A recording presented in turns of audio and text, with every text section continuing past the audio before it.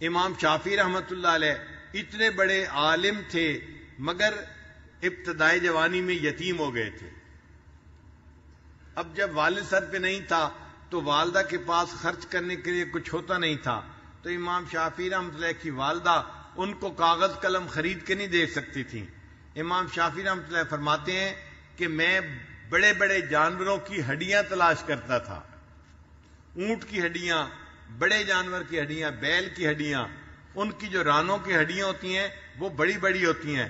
فرماتے ہیں میں ان کی ہڈیاں ڈھونڈ کے گھر لاتا تھا، ان کو آ کے اچھی طرح صاف کرتا تھا، پھر دھویا کرتا تھا تاکہ ان کے اندر سے چکنائی ختم ہو جائے، پھر ان کو دھوپ کے اندر میں خشک کیا کرتا تھا، اور ان کے اوپر جب خشک ہو جاتی تھیں میں اپنے نوٹس لکھ لیا کرتا تھا، کیونکہ مجھے کاغذ کے خریدنے کے پیسے نہیں ہوتے تھے. لوگ نہیں جانتے تھے یہ بچہ جو اونٹوں کی اور جانوروں کی ہڈیاں ڈھونڈتا پھرتا ہے آنے والے وقت میں اس کو امام کہا جائے گا.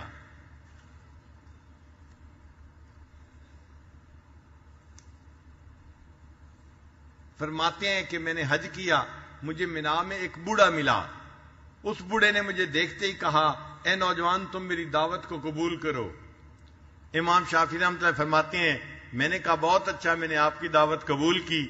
جیسے ہی میں نے یہ کہا اس بوڑھے کے تھیلے کے اندر خشک روٹی تھی، اس نے ایک کپڑا بچھا دیا، کہنے لگا یہ دسترخوان ہے، اور روٹی نکال کے رکھ دی، کہنے لگا بس یہ روٹی کھا لو.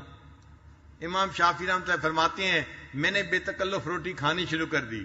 جب بوڑھے نے دیکھا کہ میں نے بلا تکلف وہ خشک روٹی کھانی شروع کر دی تو مجھے کہنے لگا نوجوان تو مجھے قریشی نظر آتا ہے. میں نے کہا ہاں میں قریش کے قبیلے سے ہوں. وہ کہنے لگا کہ میں نے اس طرح پہچانا کہ قریشی لوگ دعوت دینے میں بھی بے تکلف ہوتے ہیں اور دعوت قبول کرنے میں بھی بے تکلف ہوتے ہیں. تمہاری بے تکلفی نے مجھے بتا دیا کہ تم قریش قبیلے سے ہو. کہنے لگے میری اس بوڑھے سے بات چیت ہونے لگی تو بوڑھے نے بتایا کہ میں تو مدینہ طیبہ سے حج کرنے کے لیے آیا ہوں. میں نے امام مالک رحمۃ اللہ علیہ کا نام سنا ہوا تھا کہ وہ مدینہ طیبہ میں ہوتے ہیں. میں نے اس بوڑھے سے امام مالک کے متعلق پوچھنا شروع کر دیا. بوڑھا سمجھ گیا کہ مجھے امام مالک رحمۃ اللہ علیہ سے محبت ہے اور ان کے علمی شوق کی وجہ سے مجھے ان کے بارے میں مزید معلومات حاصل کرنی ہے. بوڑھا کہنے لگا اے نوجوان اگر تم ہمارے ساتھ مدینہ جانا چاہو، ایک حاجی ہمارے ساتھ آیا تھا وہ فوت ہو گیا، اس کا اونٹ خالی ہے، ہم تمہیں اونٹ دے دیں گے، تم مدینہ طیبہ قافلے کے ساتھ پہنچ جاؤ گے. امام شافعی رحمۃ اللہ فرماتے ہیں کہ میں نے اس واقعے کو اپنے لیے، اس موقع کو اپنے لیے گولڈن چانس سمجھا اور میں نے اس کی اس دعوت کو بھی قبول کر لیا. چنانچہ قافلے والوں نے ایک براؤن اونٹ مجھے سواری کے لیے دے دیا. میں اونٹ پہ سوار ہو گیا اور قافلے کے ساتھ میں مدینہ طیبہ پہنچا. ہمیں مکہ مکرمہ سے مدینہ پہنچنے میں 16 دن لگے اور میں نے 16 دن میں 16 مرتبہ قرآن مجید کو مکمل ختم کر لیا. اتنا عبادت کا شوق ہوتا تھا. گرمی کا موسم تھا، لمبا سفر تھا، مگر کہتے ہیں کہ میں نے 16 دن میں 16 مرتبہ قرآن مجید مکمل پڑھ لیا. جب میں مدینہ طیبہ پہنچا مسجد نبوی میں تو اس وقت میں نے دیکھا کہ نماز ہو چکی ہے اور ایک لمبا سا آدمی کھڑا ہوا اور ایک اونچی جگہ پر بیٹھ گیا اور اس نے کہنا شروع کر دیا قال قال رسول اللہ صلی اللہ علیہ وسلم. امام شافعی رحمۃ اللہ فرماتے ہیں کہ میں نے پہچان لیا کہ یہی امام مالک ہوں گے، لمبے قد والے.